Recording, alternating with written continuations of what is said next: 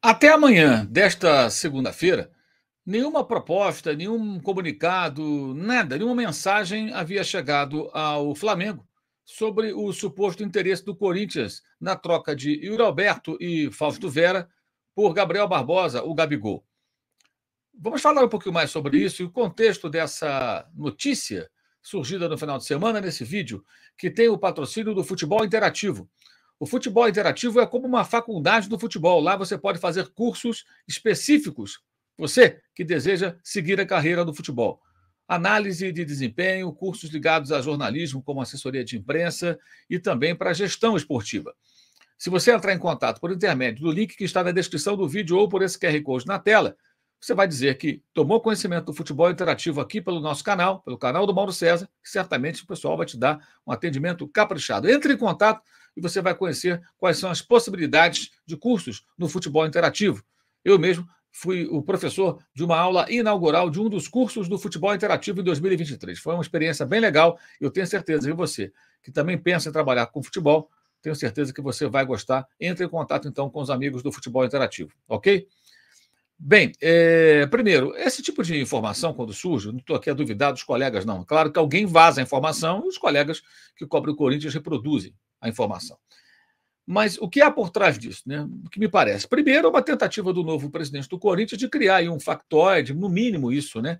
Que gere notícia, que prenda a atenção do torcedor do Corinthians, ávido por boas notícias, num momento de mudança política no clube. Para você que não acompanha muito o Corinthians, o mesmo grupo político comandava o clube, a política corintiana, desde 2007.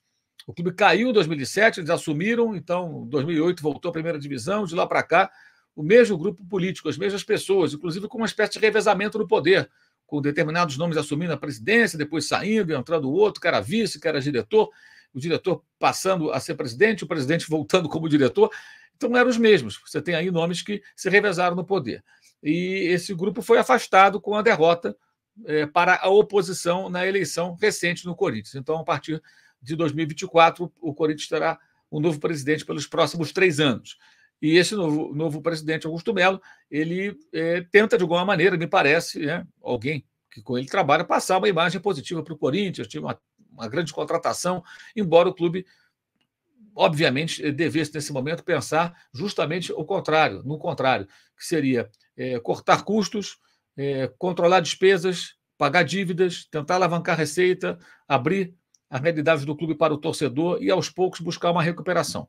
Esse é o meu ponto de vista, foi o que fez o Flamengo, é o que deveria fazer o Corinthians, que é o único clube do Brasil que teria condições, se bem gerido, de duelar centavo por centavo no faturamento com o Flamengo e, consequentemente, protagonizar as grandes disputas esportivas.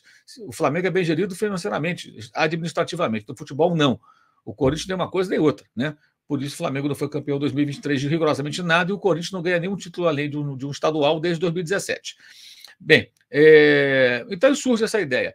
Se você analisar tecnicamente, pegando como base o Gabigol 2023, olha, seria um bom negócio para o Flamengo. O Yuri Alberto é um jogador mais jovem, é um bom atacante. A fase não foi muito boa no Corinthians, mas num time mais arrumado ele pode fazer muito mais. E o Fausto Vera é um jogador que começou bem com o Vitor Pereira jogando, e esse ano que está terminando, ele acabou não tendo tantas oportunidades. Mas é um bom volante, é um jogador muito novo, é um jogador que ainda pode render muito mais. Então seria interessante analisando por esse aspecto, porque o Gabigol, embora valha mais no mercado, custou muito mais, o Gabigol já está numa final de contrato. E se você abre mão do Gabriel, você reduz a folha de pagamento de uma maneira que possivelmente os dois somados, salários desses dois jogadores, sejam inferiores àquilo que ele ganha. Aí tem que botar na ponta do lápis ali, na calculadora, para ver o valor. Mas poderia ser, tecnicamente, algo interessante, uma questão de se pensar. Porque não se sabe se o Gabriel vai voltar a jogar tão bem como jogou em outros momentos, porque a temporada dele foi muito ruim, muito ruim.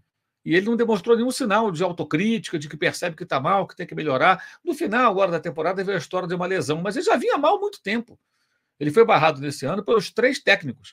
O Vitor Pereira na final do Carioca, o São Paulo durante o Campeonato Brasileiro, contra o Botafogo, por exemplo, ele nem entrou no banco, ficou no banco, nem entrou no jogo. O Flamengo venceu por 2-1 lá no Newton Santos, em Engenhão, o jogo do Bruno Henrique. E quando o Tite chegou, manteve na reserva. Então, há uma dúvida. Então, poderia ser uma negociação interessante, sim. Para o Flamengo, poderia ser. E para o Corinthians, bem, desde que o Gabriel voltasse a ser o Gabigol.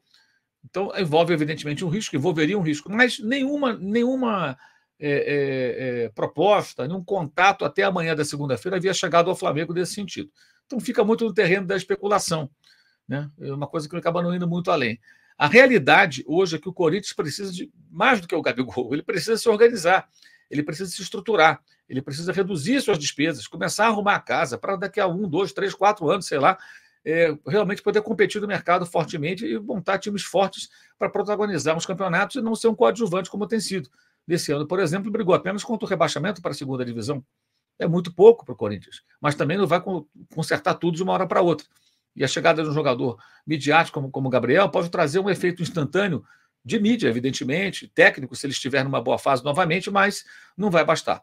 Não vai bastar, até porque o time todo tem que estar funcionando para que esse jogador possa se destacar no nível que se destacou em boas equipes do Flamengo montadas nos últimos anos, embora a última temporada tenha sido muito ruim. Então, essa é a questão. E no caso do Flamengo, o Flamengo precisa de alguns jogadores, mas não necessariamente no centroavante. Mas sai o Gabriel e o Roberto poderia ser interessante. E o Fausto Vera seria, de repente, mais um volante. O Flamengo precisa de um jogador para essa função. Poderia ser uma tentativa. Talvez pudesse até tornar essa discussão mais razoável se estivéssemos falando apenas de jogadores de futebol. Mas um deles é um ídolo. E aí, vamos falar aqui o português claro, né? A diretoria do Flamengo tem pavor de perder esses jogadores campeões de 2019 e vê-los brilhando em outros times. Por isso, tenta ainda renovar o contrato do Everton Ribeiro. E ela teme, como se fosse a própria vida, ver o Gabigol fazendo gols e jogando bem por outra equipe que não seja o Flamengo e a torcida cobrando porque essa gestão vendeu o Gabriel. Tem isso também. Então, a tendência, mesmo que o Corinthians procure o Flamengo, imagino eu, não dá em nada. É mais provável que fique no terreno da especulação, mas é provável que não dê em nada. Eu acho muito difícil o Flamengo aceitar ceder o Gabriel, o Gabigol, o Gabi, seja lá como for, para o Corinthians ou para qualquer outro clube. Pelo contrário, acho que a tendência é, mesmo em baixa, daqui a algum tempo, voltar à pauta a história da renovação de contrato e acabarem prorrogando o compromisso dele com o Flamengo por mais tempo. Se ele voltar a ser o Gabigol, ok, beleza. Mas se continuar sendo esse Gabi de 2023, será um péssimo negócio para o Flamengo. Para ele, pelo contrário. Esse vídeo tem um patrocínio do Futebol Interativo. Faça contato pelo link na descrição do vídeo ou pelo QR Code na tela para você conhecer os cursos disponíveis no Futebol Interativo.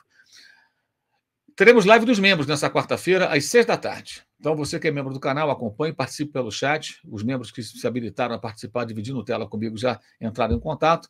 E você que não é membro do canal, você pode assistir essa live e pode participar futuramente de outras lives como essa, entrando para o Clube de Membros.